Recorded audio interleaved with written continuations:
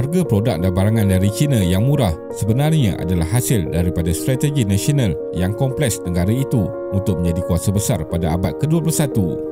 Ramai yang beranggapan harga yang murah disebabkan oleh kos buruh yang murah di China, tetapi ini bukanlah sebab utama kerana ianya hanya merangkumi kira-kira 20% harga jualan sesuatu produk. Ekonomi China berkembang dengan pesat disebabkan industri perbuatan dengan produk buatan China kini boleh dilihat di mana sahaja pelosok dunia, ditambah dengan platform beli belah dari China yang mendominasi pasaran dunia. Kita tidak dapat mengelak dari membeli barang yang mempunyai label Made in China dan China dikenali sebagai kilang dunia.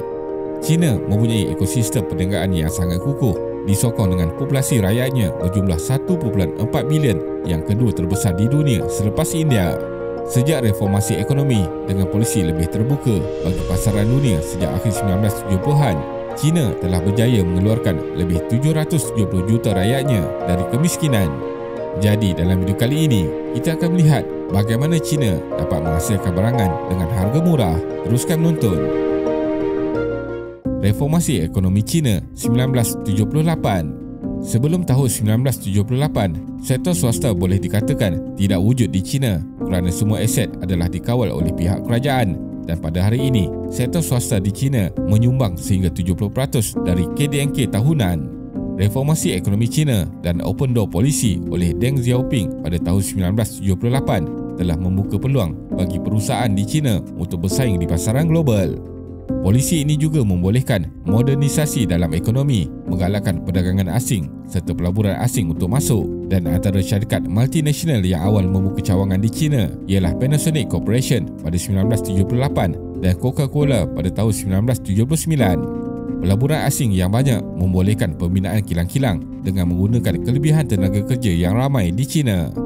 Satu lagi kejayaan awal dalam perusahaan di China ialah berlakunya peningkatan produktiviti pekerja kerana reformasi 1978 membolehkan pengurus-pengurus perniagaan memiliki lebih autonomi untuk menentukan jenis dan jumlah produk atau barangan yang dihasilkan.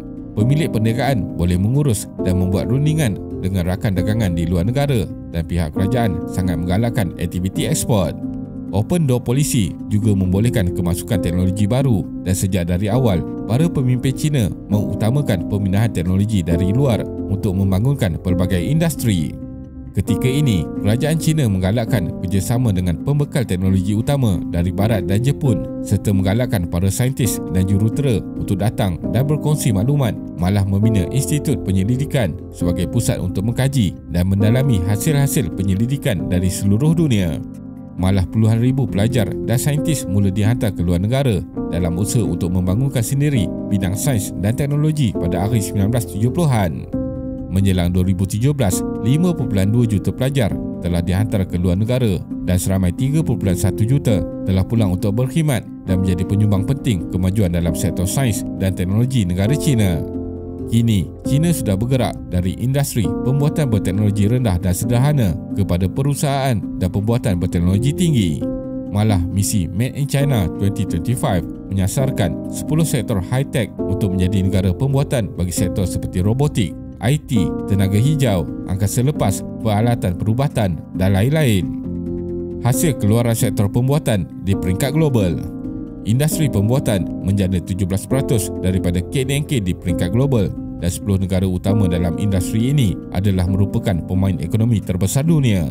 Untuk tahun 2021, China adalah merupakan negara industri pembuatan terbesar global dengan bernilai 4.86 trilion US dollar dan menduduki tangga teratas sejak lebih sedekat yang lalu.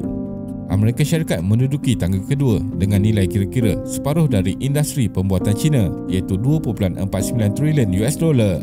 Amerika Syarikat menduduki tangga teratas sebelum China mengambil alih pada tahun 2010. China kekal di tangga teratas disebabkan kemampuan negara itu menghasilkan produk dengan harga lebih murah. Telefon pintar buatan China juga dijual lebih murah dengan kualiti yang baik kerana pengilang dapat menghasilkan produk tersebut dengan kuantiti yang banyak untuk membanjiri pasaran dan menjadi popular. Menghasilkan produk dengan kuantiti yang besar masih mendatangkan keuntungan walaupun harga jualan tidak begitu mahal. Kebanyakan syarikat pengeluar telefon pintar di China juga tidak membuat pelaburan dalam penyelidikan dan pembangunan kerana ia memakan kos yang tinggi. Mereka hanya menunggu teknologi yang baru untuk muncul untuk ditiru dan diguna pakai. syarikat China seperti Huawei yang mempunyai bahagian R&D tersendiri menjual telefon pintar dengan harga yang lebih mahal. Rakyat Amerika Syarikat dapat import dari Amerika Syarikat membeli kira-kira 452 bilion US dollar barangan buatan China pada tahun 2019. Pada bulan September 2023 sahaja, nilai ekspor China adalah sebanyak 299 bilion US dollar dan nilai import adalah 221 bilion US dollar, menghasilkan baki dagangan yang positif sebanyak 78 bilion US dollar. Adakah kos pembuatan di China masih rendah? Seperti diketahui secara amnya, kos pembuatan barangan di China adalah lebih murah berbanding di negara-negara maju seperti Amerika Syarikat, Jerman atau Jepun. Negara Amerika Syarikat turut berusaha untuk menurunkan kos pembuatan barangan mereka untuk bersaing dengan China dan dilihat semakin berjaya. Menurut kajian, barangan buatan Amerika Syarikat adalah kira-kira 5% lebih mahal dari China. Akan tetapi setengah bagi barangan pula, perbezaan kos pembuatan boleh mencecah sehingga 20%. Barangan buatan China juga adalah 10% hingga 20% lebih murah berbanding barangan dihasilkan di kebanyakan negara Eropah. Walaupun begitu, barangan yang lebih murah di China tidak bermaksud secara keseluruhan kualitinya adalah tidak baik. Akan tetapi, ia disebabkan kebanyakan pengilang di China mampu menghasilkan produk mengikut bajet dan permintaan pembeli. Sehingga awal tahun 1990-an, sektor pembuatan di China mendapat permintaan tinggi dari seluruh dunia disebabkan kos tenaga buruh yang murah. Namun pada hari ini, ianya tidak lagi berlaku. Analisis dari Oxford Economics menyatakan perbezaan kos tenaga buruh di China ketika ini hanyalah 4% lebih rendah dari Amerika Syarikat. Ini kerana gaji pekerja di China semakin meningkat selain pengukuhan nilai mata wang yuan.